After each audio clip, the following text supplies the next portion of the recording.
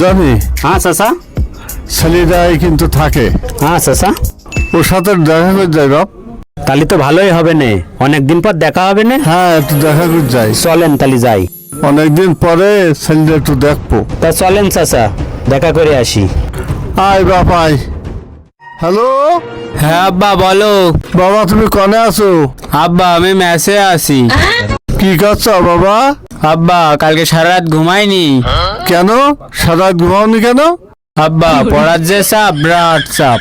চাচা ওই এই রুমেই আছে, ওরে একটা সারপ্রাইজ দিতে হবে। হ্যাঁ, ঠিক কথা করেছিস বাপ। আজ তোমার জন্মদিন, তাই এত কষ্ট করে পড়ালেখা করছো?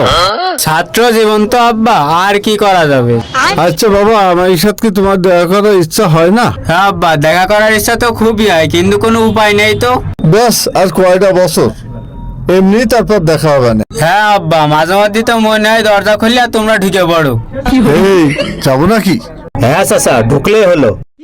Happy birthday to.